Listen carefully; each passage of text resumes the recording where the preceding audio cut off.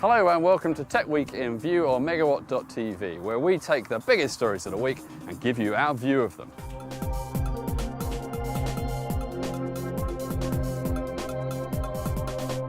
So Samsung is trying to hold on to its #1 position in the digital compact market and has today launched 5 new digital compacts. Strike a pose. Okay, so I admit I'm not beautiful.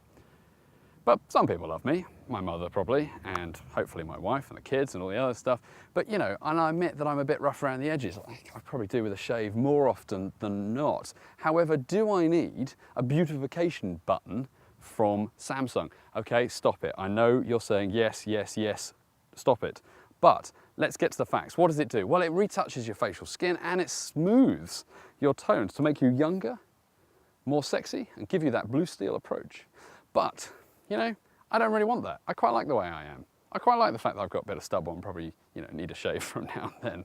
And I quite like the fact that the picture I'm taking is the picture that I'm taking. You know, if people want to look more beautiful, more, you know, fresher skin, younger skin, hey, guess what? Drink more water, eat less, perhaps cut off the alcohol in the week. And that's the simple answer. I don't do that because that's what I want to do. I like my beer. Thanks very much.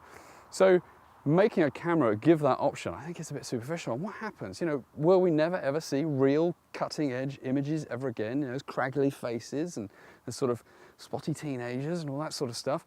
I think overall, if we lost all that, it would be a shame.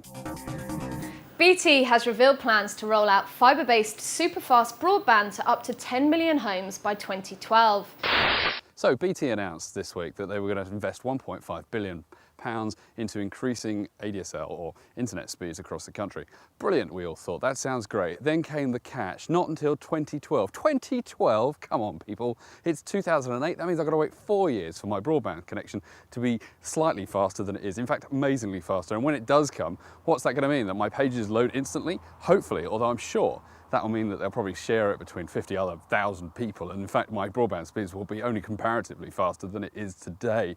Of course, it's all good news. I do want faster broadband, which is great. But, you know, I'd like it now. And the only way I'm going to do that at the moment is by moving to Ebbsfleet in Kent. And let's face it, who wants to live in Kent? So until 2012, when of course the digital switch is over, so I probably won't be able to use my TV. My computer probably won't work because the broadband will come in. Maybe, you know, it's going to be a problem. And then of course, no doubt, they'll already turn around to me and say, you know what, if you want to transfer to the new fastband broadband service, you've got to wait 20 days, you know, because it's faster, so therefore you've got to wait longer. And that's that. Thanks very much. Sony has confirmed it's dropping the price of the 80GB PS3 to $400 in September. But will this mean the end of backwards compatibility? This week was E3, a massive gaming convention in Los Angeles, America, where the likes of Microsoft, Sony and Nintendo, plus a host of developers and publishers all announced their new games, consoles, etc, etc, etc, etc, for the coming year.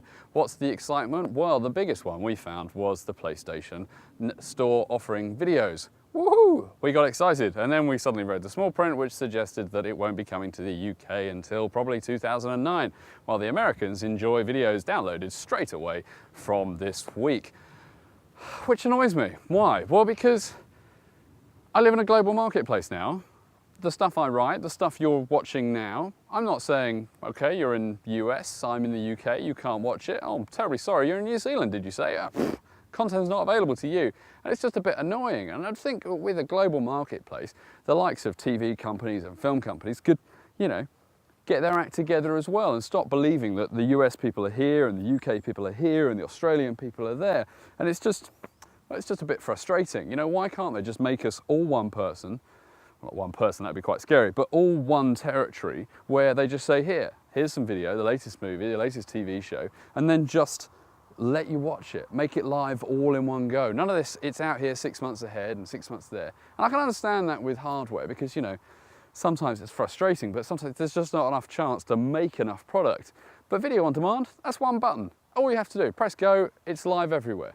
And it comes down to annoying licensing rights and just paperwork, which, hey, it's the 21st century. Let's move on from that. O2 is none too popular at the moment. The telecoms company got its first roasting from potential 3G iPhone customers who spent a frustrating couple of hours trying to get onto the O2 website, which crashed under the pressure. So you have the world's biggest mobile phone launch. And let's face it, you know what I'm talking about without me even saying the name. The world and the media and everybody else is staring down at you. You've hyped it to maximum velocity, and then guess what? It's a shambles. How on earth did that happen? How on earth did you get major companies around the world, including, and I'm still not going to mention their name, including the company that made the thing, just basically messing it up left, right and centre? You had activation issues for a couple of hours on the day. There are still people that haven't had their new device activated. Then you have just mess ups even further where to activate it you have to use Internet Explorer, and yet the store you're activating it in doesn't run Internet Explorer because it's not supported on the operating system that store happens to run for. I mean, this is just silly stuff, we're talking several £1,000,000 spent here, and the website's crashed, the activation goes down, the devices aren't shipped out in time, they're not ready, there's queues, there's chaos, it's just sheer madness. And for those, and you know who you are, next time, we want it better, okay? Well, there you have it. Why don't you tune in next week for a fun-packed week of news and excitement. I'm Stuart Miles, this is Megawhat TV. Thanks for watching.